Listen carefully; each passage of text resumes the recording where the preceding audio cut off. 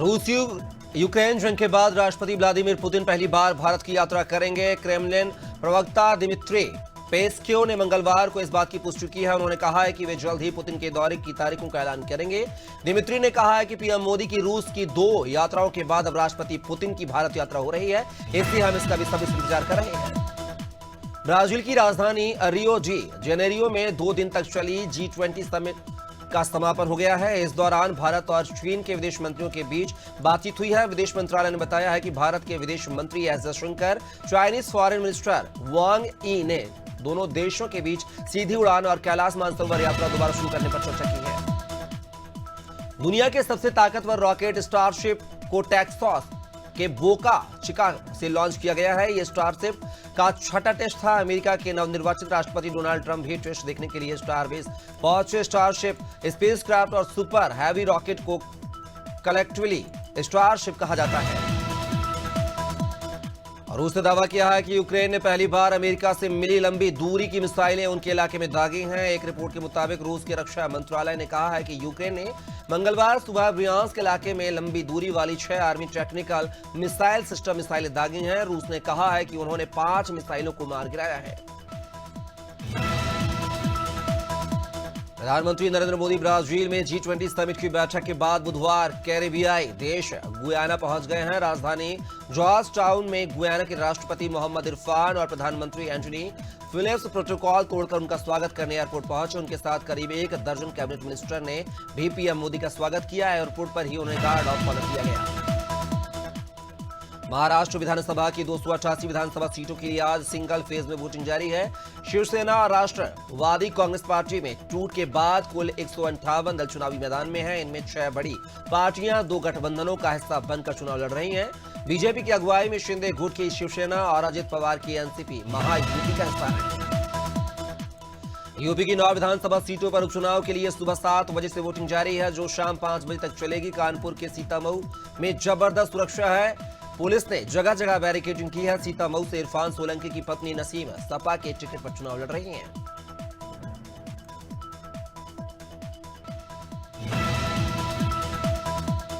झारखंड विधानसभा चुनाव के दूसरे चरण 38 सीटों पर वोटिंग जारी है। ये वोटिंग कड़ी सुरक्षा के बीच हो रही है। सुबह से ही पोलिंग बूथ पर मतदाताओं की लाइनें लगी हुई हैं। वोटर्स में जमकर उत्साह देखा जा रहा है। इस फेज के चुनाव में भाजपा प्रदेश अध्यक्ष और पूर्व सीएम बाबूलाल मरांडी और गांडे विधायक कल्पना सोरेन और नेता प्रतिपक्ष अमर कुमार बाउरी के भाग्य का फैसला होगा।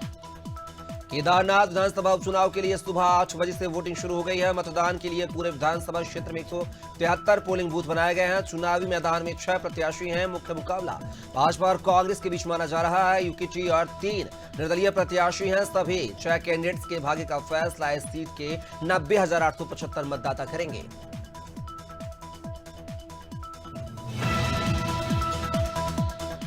उत्तराखंड के मुख्यमंत्री पुष्कर सिंह धामी ने कहा है कि मैं केदारनाथ विधानसभा के सभी मतदाताओं से अपील करता हूं कि अधिक से अधिक संख्या में मतदान करें। केदारनाथ में जो विकास के कार्य चल रहे हैं उन्हें गति देने में अपना सहयोग प्रदान करें। आज महाराष्ट्र और झारखंड में भी मतदान हो रहा है, तो वहां के भी सभी मतदाताओं से अपील करता हूं कि मतदान में भाग लेकर डबल इंजन की सरकार बनाएं।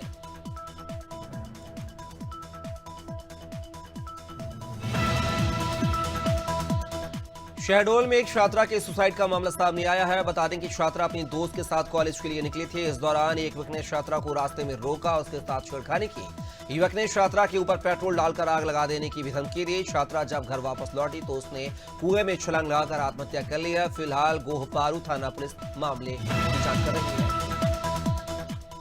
ग्वालियर की देहात बेलगड़ा पुलिस ने बुजुर्ग महिला की हत्या के मामले में खुलासा किया है। पुलिस ने पड़ोसी और उसके भतीजे समेत 3 आरोपियों को गिरफ्तार किया है। दरअसल जमीन हड़पने के लालच में आरोपियों ने घर में घुसकर महिला की गला घोंटकर हत्या की थी। पुलिस ने आरोपियों को गिरफ्तार कर उनके खिलाफ कानूनी कार्रवाई शुरू कर दी है।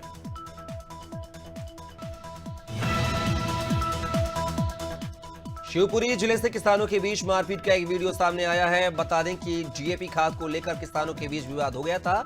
विवाद इतना बढ़ गया कि किसान मारपीट पर उतारा है। वायरल वीडियो में किसान जमकर एक दूसरे पर लात घूंसते चलते दिखाई दे रहे हैं। वीडियो कोलारस कस्बे के तहसील कार्यालय का बताया जा रहा है। महासमुंद के सरायपाली में संचालित Swami Atmanand English medium school में एक शिक्षक ने बच्चे के साथ मारपीट की है, जिसके बाद बच्चे के परिजन ने खंड शिक्षा अधिकारी समेत कलेक्टर से शिकायत कर शिक्षक पर कार्रवाई करने की मांग की है। दरअसल स्कूल के शिक्षक शोभाराम भोई ने कक्षा तीसरी के छात्र आरुष पंडा की बाल खींचकर पिटाई की थी, जिससे ही बच्चे की सेहत बिगड़ गई। भोपाल क्राइम ब्रांच ने नशे के कारोबार पर शिकंजा कसते हुए बड़ी कार्रवाई को अंजाम दिया है। क्राइम ब्रांच टीम ने 3 अलग अलग जगह में 5 आरोपियों को पकड़ा है। उनके कब्जे से 44 किलो गांजा बरामद किया है, जिसकी कीमत 8 लाख रुपए है। बता देंगे पहले छोला मंदिर थाना क्षेत्र से एक महिला और एक नाबालिग लड़के को गांजा बेचते गिरफ्तार किया गया था। इसके अलावा भी अन्य कार्रवाई की गई है।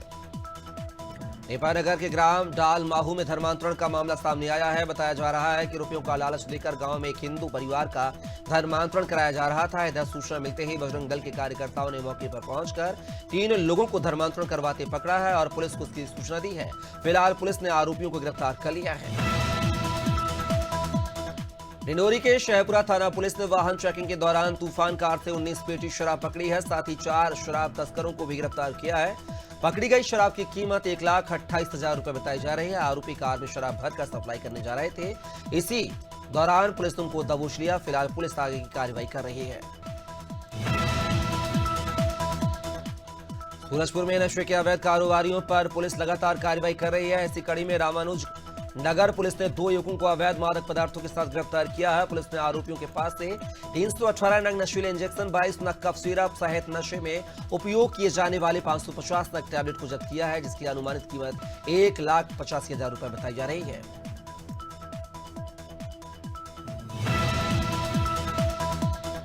नीडवाना जिला जीएसटी टीम ने कार्रवाई करते हुए 25,000 के नामी आरोपी को गिरफ्तार किया है। आरोपी गुरमीत बूंदी टीचर हत्याकांड में वांछित था। दरअसल टीम प्रभारी राजेश कुमार को मुखबिर से जानकारी मिली थी कि आरोपी गुरप्रीत उर्फ गोपी नीडवाना कुचामन क्षेत्र में छिपा हुआ है। सूचना के आधार पर पुलिस ने आरोपी को गिरफ्तार कर लिया है।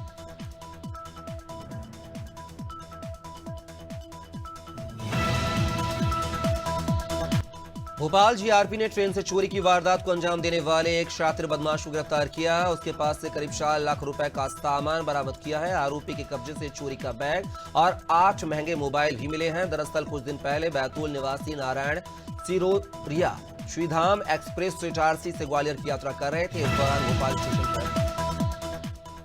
मंदसौर में एक पटवारी को लोकायुक्त ने घूस लेते रंगे हाथों गिरफ्तार किया है। पटवारी ने एक किसान से पारिवारिक जमीन के बंटवारे के एवज में 25,000 की रिश्वत की मांग की थी और 10,000 रुपए पहली किस्त के रूप में देने की बात कही गई थी, जिसकी शिकायत पर पीड़ित किसान ने उज्जैन लोकायुक्त से शिकायत की थी।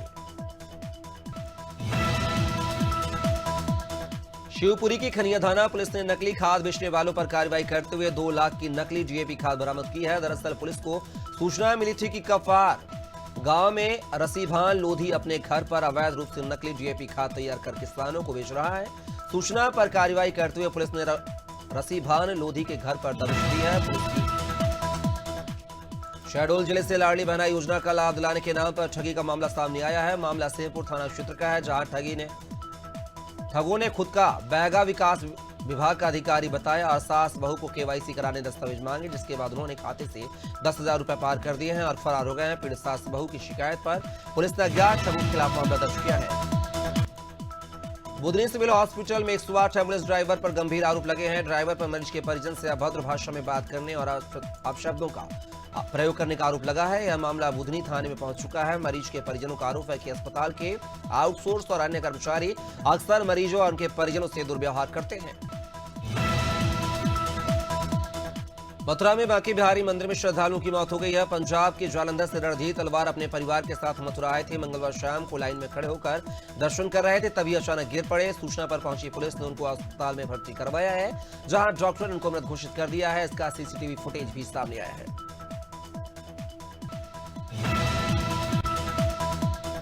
शहडोल के देवलो थाना क्षेत्र में तेज रफ्तार वाहन हैंड पंप से टकराकर पलट गया है। हादसे में हैंड पंप से पानी भर रहे एक बुजुर्ग गंभीर रूप से घायल हो गया है। आनंद फानंद में परिजन घायल को रीवा ले गए।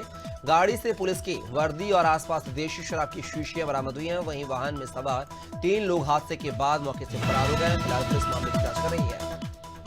शहडोल के पपौन थाना क्षेत्र में तेंदुए ने एक ग्रामीण पर हमला कर दिया है, जिसके बाद घायल को व्यवहारी अस्पताल में भर्ती कराया गया है। दरअसल पूरा मामला ग्राम पंचायत तिखवा पटपडरहा का है, जहां तेंदुए ने गांव में घुसकर ग्रामीण पर हमला किया है और 3 मवेशियों को अपना शिकार बनाया है। इधर सूचना मिलते ही वन विभाग और पुलिस की टीम मौके पर पहुंची और घायलों को अस्पताल में भर्ती कराया।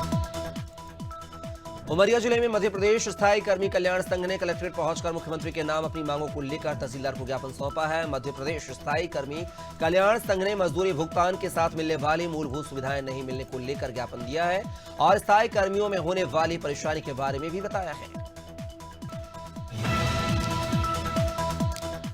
अमरोहा के देहरा गांव में दबंगई का मामला सामने आया है। यहां कुछ दबंग लोग दिन दहाड़े सरकारी जमीन पर अवैध कब्जा करते नजर आए हैं। बताया जा रहा है कि इससे पहले भी ये दबंग सरकारी जमीन पर कब्जा कर चुके हैं, जिसकी वजह से उनके हौसले बुलंद हैं। गांव में दबंग ट्रैक्टर टिपर के जरिए सरकारी जमीन पर मिट्टी भरते दिखे हैं। न प्रशासन का डर है और न ही पुलिस का खौफ।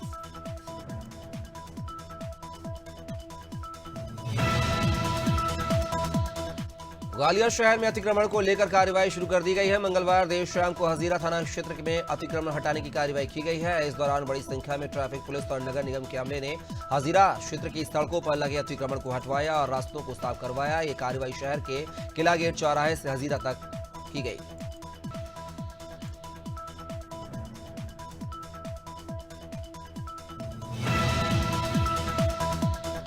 कोरबा में परिवहन विभाग की कार्यशैली को लेकर एक बार फिर गंभीर सवाल उठने लगे हैं। उर्गा थाने में दर्ज एक मामले में ट्रक मालिक ने विभाग के अधिकारी और कर्मचारियों पर मारपीट और अवैध वसूली का आरोप लगाया है। ट्रक मालिक का आरोप है कि आरक्षक और एएसआई एम.के. गुप्ता ने उनके साथ बदसलूकी की है। साथ ही पीड़ित ने थाने में आरटीओ कर्मचारी का एक वीडियो पेश किया है। खबर सिवनी से है, जहां संजय सरोवर भीमगढ़ बांध के ढाई तट नहर के मुख्य कैनाल जामुन टोल के पास से दोबारा टूट गई है, जिसके बाद एक दिन पहले हुए मरम्मत कार्य में भ्रष्टाचार उजागर हुआ है। वहीं अब जल संसाधन विभाग के अधिकारी कर्मचारियों की इस लापरवाही के चलते किसानों में आक्रोश बना हुआ है। दुर्ग में राजस्व निरीक्षकों की मनमानी देखने को मिली है। दरअसल 2 महीने पहले प्रदेश में राजस्व निरीक्षकों का तबादला हुआ था। इसी क्रम में 5 राजस्व निरीक्षकों का दुर्ग जिले में ट्रांसफर हुआ था, लेकिन वर्तमान राजस्व निरीक्षकों ने नए पदस्थ राजस्व निरीक्षकों को प्रभार सौंपने से इनकार कर दिया है। दुर्ग के राजस्व निरीक्षक नवीन पदस्थापना जिले में जाने को तैयार नहीं है। नैनीताल जिले के एसएसपी पीएन मीणा ने पुलिसकर्मियों के लिए नई पहल की है। पुलिसकर्मियों को अब अवकाश और अन्य समस्याओं के लिए कार्यालय के चक्कर नहीं काटने पड़ेंगे। एसएसपी ने समाधान पहल के तहत व्हाट्सएप हेल्पलाइन नंबर जारी किया है। इसमें एसएसपी शिकायतों का समाधान खुद करेंगे।